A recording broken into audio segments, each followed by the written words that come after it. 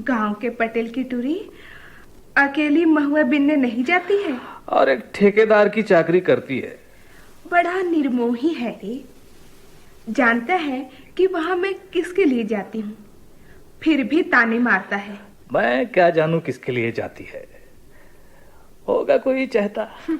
हाँ हाँ हाँ, है ना, भालू जैसे झब्बेदार बाल वाला और भैंसे जैसा डकरने वाला और मालूम सुअर जैसा खो खो भी करता है। मैं समझ गया। ऐसा तो अपना मालिक है। मुझे भी ऐसा लगता है कि तू उसी के लिए काम का बहाना करके जाती है और उसी के लिए। चुप रह, मुझे ऐसी बातें नहीं सुहाती। अरे ये तो बंदूक चली है। हाँ। और ये कुत्ता किसका है? हाँ? हाँ? इधर ही भागता आ रहा है। हाँ। बुद्धि देख। हाँ। देख, ये तो शेरू है। हाँ, शेरू। किसने मारा इसे? शेरू। हाँ। शेरू रे, शेरू। पता नहीं किस पापी ने इसे मारा। हिम्मत होती तो मनुआ के सामने मार कर देखता। कैसा छटपटा रहा था। मनुआ, घर पर का तेरा अकेला संगी साथी। मारने वाला सामने होता तो क्या करते मनुआ? इसे मैंने मारा। 2 कौड़ी का कुत्ता, उस पर महंगी गोली और मेरा महंगा निशाना। तुम्हारा था क्या? घर में यही तो उसका साथी था। मुझे मालूम नहीं था। खैर, दूसरा पाल लेना। जानवर था, आदमी नहीं। यूं मैं कभी कभी आदमी पर भी निशाना आजमाने का इरादा करता हूं। चंदू, तुम्हारा निशाना कमाल का है, पर कुत्ता इतनी महंगी मौत के लायक नहीं। पर इस मनुआ और बुधिया को क्या हो गया? कुत्ते की लाश को अपने रिश्तेदार की लाश समझ रहे हैं क्या? ये मनुआ का शेरू था मालकिन। ओ, ये बात है। हम शहर से मनवा के लिए अच्छा सा कुत्ता ला देंगे। नहीं मालकिन, हमें नहीं चाहिए। शहर के कुत्ते भी शहर के आदमियों की तरह होंगे। Shut up! बड़ा मुंह चलाती है। बुधिया ठीक कह रही है मालिक। क्या कहा? हमारा चवन्नी का मजदूर और तेरी ये हिम्मत? मालिक, बस आपकी बंदूक धरी रह जाएगी। चंदर, चलो यहाँ से। अरे छोड़ो इस बछड़े को, आओ। I will kill him. Don't lose temper. मौके को समझो, आओ।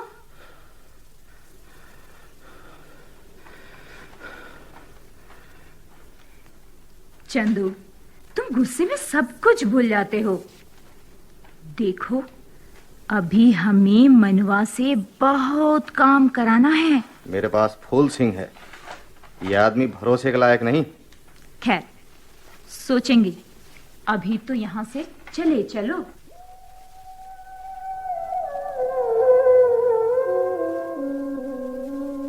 चंदन, तुमने मनुआ को काम से निकालकर अच्छा नहीं किया। मैं मनुआ से कुछ खास काम कराना चाहती हूँ। तुम्हारी रंजना देवी का इलाज मुझे इसी से कराना है। लिली, मैं उतना बेवकूफ नहीं जितना तुम समझती हो। उससे ज्यादा हो। यही सही, पर देखना किस तरह रंजना और मनुआ को एक ही निशाने में उनकी जगहों पर पहुंचाता हूं। अब रंजना एक बार के लिए मेरे साथ आएगी, उसके बाद तुम, और हमेशा तुम।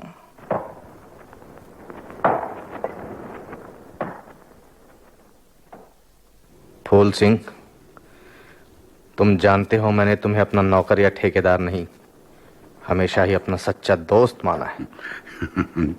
जानता हूं सरकार। इस बार तुम्हारे सामने 2 काम हैं। उन्हें इस ढंग से करना है कि वे एक ही मालूम हो।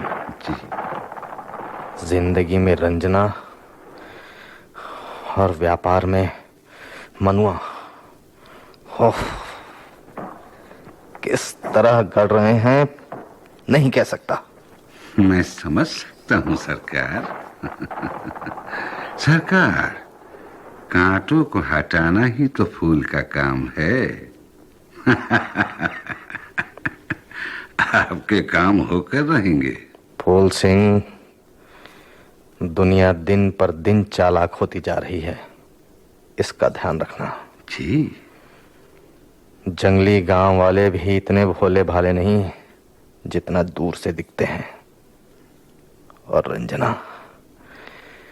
रंजना तो पढ़ी लिखी समझदार औरत है। सरकार, मालकिन को अभी उन जंगलियों से मिलने नहीं देना है। एक आध औरत घर पर काम करने के लिए लगा दूंगा, बस। बाकी काम मेरा है, आप निश्चिंत रहें। बीच में आपकी सलाह भी ले लूंगा।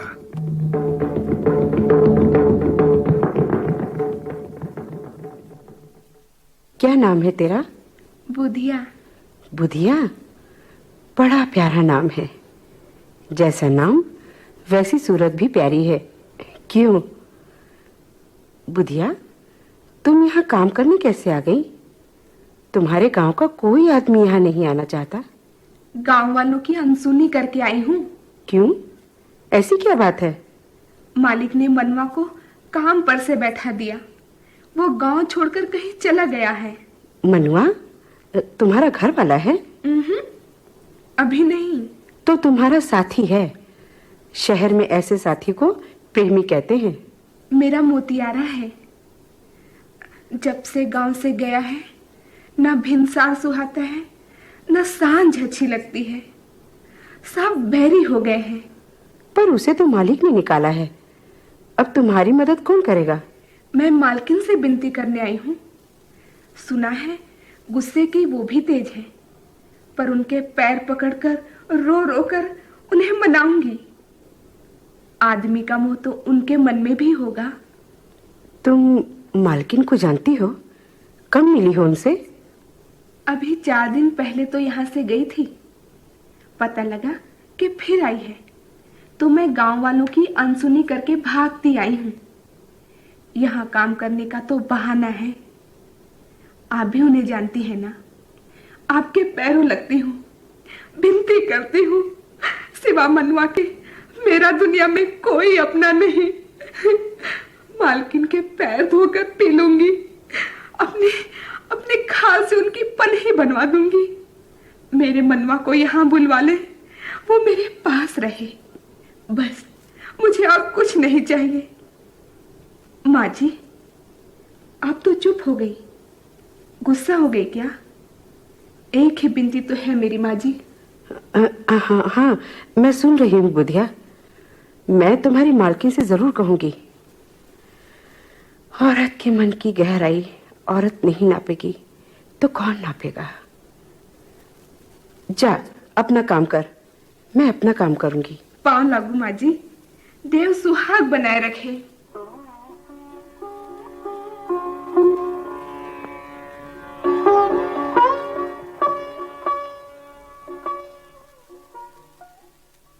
आपने ये नहीं बतलाया कि गांव के मजदूरों ने अचानक काम करना क्यों छोड़ दिया? बदमाश है रंजना। हम इन गांव वालों को बड़ा सीधा साधा समझते हैं, पर बात ऐसी नहीं है। ये लोग शहर वालों से ज्यादा बदमाश और उचक्के हैं। उनके काम पर ना आने का कुछ कारण तो होगा ही। उनका एक शैतान साथी था, मनुआ, कामचोर, मुजोर और बेईमान। मैंने उसे काम पर से निकाला तो सब के सब काम छोड़ बैठे। इसलिए मैं फूल सिंह को उसके गैंग के साथ ले आया। थोड़ा डांट डपट कर काम चला लेते तो शायद ये मौका ना आता। तुम होती तो तुमसे पूछ लेता, पर अब तो भूल कर बैठा। मैं नहीं थी तो क्या हुआ? जो था उससे ही पूछ लेते। क्या मतलब तुम्हारा? कौन था मेरे पास इन जंगलियों के सिवाय? आपकी समझदारी, आपकी शिक्षा भी तो थी आपके साथ। आपको उसकी गरीबी पर दया करनी चाहिए थी। गरीबी? तुमने मनुआ को देखा नहीं। उसकी ऐंठ और हरकतें देखती तो शहर की हीरो टाइप छोकरों को भूल जाती। अच्छा, प्रेमी वेमी था क्या? प्रोफेशनल प्रेमी। काम धाम छोड़कर एक विधवा के चक्कर में रात दिन रहता था। वो विधवा भी ऐसी छबीली कि देखो तो विधवाओं की परिभाषा भूल जाओ। विधवा? पर इन लोगों में तो विधवा विवाह बुरा नहीं माना जाता। तो क्या हुआ, विधवा आखिर विधवा ही है। उसके रहन सहन का एक ढंग होना चाहिए। जिसके जीवन में एक बार पुरुष आ चुका हो, वो इस तरह फिर पुरुषों में घुले मिले, मुझे नहीं जचता। खैर, ये जंगली हैं, कुछ कहना व्यर्थ है। ठीक कहते हैं आप। ये लोग पूरी तरह जंगली हैं। जीवन में एक पुरुष को पाकर उसे भाग्य द्वारा छीने जाने के बाद ये दूसरे पुरुष की कामना करती हैं। जंगली। पर आप उन्हें सभ्य अवश्य कहेंगे, जिनके जीवन में अनेक पुरुष आते जाते हैं और फिर भी वो कुंवारी की कुंवारी बनी रहती हैं। क्या बक रही हो रंजना? सच कह रही हूँ। आज के असभ्य और सभ्य की वो परिभाषा कह रही हूँ जो आप जैसे लोगों ने बनाई है। आपका ये कॉटेज ऐसे ही सभ्य लोगों का रेस्ट हाउस रहता है। रंजना, मैं ये सुनने का आदी नहीं। आप सच सुनने के आदी नहीं और मैं सच कहने की आदी हूँ। बोलिए, मेरे आने के पहले कौन आपके साथ इस कॉटेज में था? कोई नहीं था। आप झूठ बोल रहे हैं। कंघी में ये बालों के गुच्छे, ये मेकअप का सामान, आपके कपड़ों में दबे ये जलवाने कपड़े, इन्हें देखिए। कमरे की एक एक चीज कह रही है कि आप झूठ बोल रहे हैं। रंजना, बंद करो मुंह, नहीं तो तोड़ दूंगा। यही बाकी था। आज हाथ उठाकर आपने वो अध्याय भी पूरा कर दिया।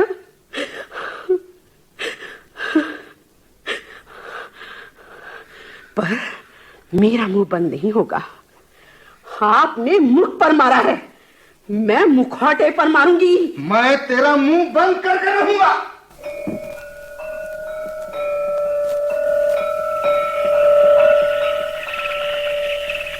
फूल से ये एकांत मंदिर दिखलाकर तुमने मेरी बड़ी सहायता की है।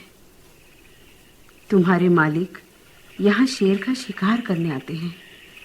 मैं किसी का शिकार होकर यहाँ आई हूँ।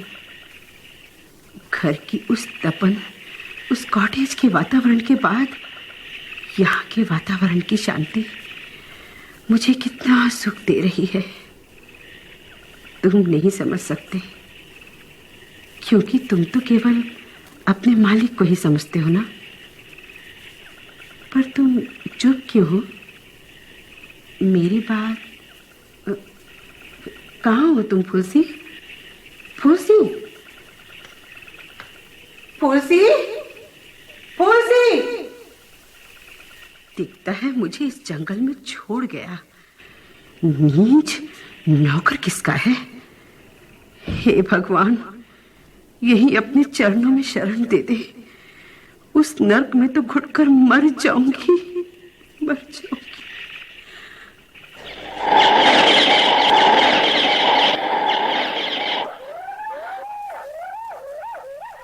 बुधिया, तुम्हारा मनुआ ऐसा लौटा कि मेरे प्राण भी लौट आए।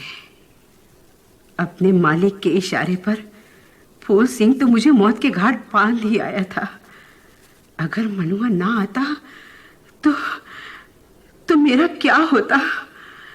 सच, मैं तो शेर देखते ही बेहोश हो गई थी। कब मनुआ आया, मुझे उठाया, मुझे कुछ नहीं मालूम। मालकिन, मैं तो उस बाघ का पीछा कई कोस से कर रहा था।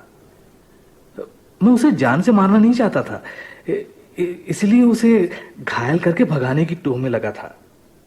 मौका मिला और मैंने निशाना लगा दिया। मेरा निशाना कभी नहीं चूकता मालकिन। मनुआ, तुम तो रूठ कर गए थे। बिना बुधिया के मनाए लौट कैसे आए? मालकिन, रूठना तो बुधिया का काम है, मेरा काम है मनाना।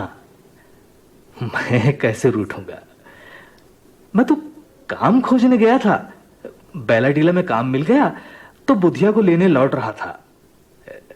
है ना बुधिया? झूठा, अपने साथियों के बीच लांदा पीने आया होगा। होगा, पर लौटा तो। हमारे यहाँ तो लोगों को गलत रास्ते से भी लौटना नहीं आता। अब आया हूं तो देवी को बकरा और मुर्गा और चढ़ाऊंगा। उसके बाद क्या होगा? देवी प्रसन्न हो जाएगी और देवी प्रसन्न तो हो जाएगी, और फिर बोलना क्या होगा उसके बाद? उसके बाद मालकिन सुआ नाच, डंडा नाच और कर्मा सभी कुछ होगा, है ना बुधिया? चुप रहे। मालकिन तब तक आप हमारे साथ रहिएगा ना? सोचूंगी। अभी तो तुम मुझे अपने मालिक के घर छोड़ दो। फिर वही उसी घर में मनवा मुझसे ऐसा करेगा मालकिन, तो मैं उसके द्वारे झांकूंगी नहीं। तुम नहीं समझती बुधिया, हमारे चेहरों पर सभ्यता और शिक्षा का रंग पुता हुआ है। हम में साहस नहीं कि उसे पोंछकर अपना असली मुंह दुनिया को दिखाएं। यहाँ कुछ ही घंटे काटना है। तुम्हारे मालिक को बतलाना है कि मैं जिंदा हूं और जिंदा ही रहूंगी। उस कमीने फूल सिंह को उसकी वफादारी का इनाम भी तो देना है। कुछ घंटे बाद कहाँ जाएंगी? कुछ दिन बाद जाइएगा ना। अभी तो मैं बुधिया को चूड़ियां पहनाऊंगा, उसके बाद। मनुआ, तो तुम मेरे साथ शहर तक चलो, बुधिया भी साथ चलेगी। वहीं मैं तुम दोनों का ब्याह करा दूंगी। शहर में मालकिन? वहां तो न बदई है, न ददा, न माईमन।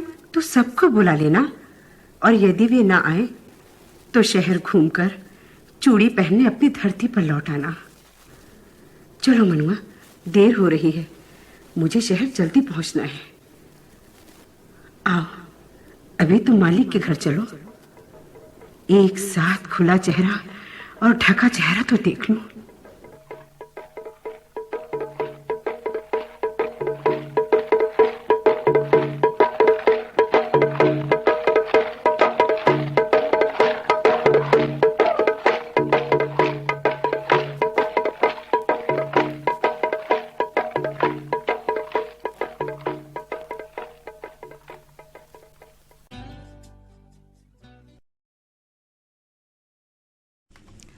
अभी आप सुन रहे थे नाटक मुख और मुखैटे।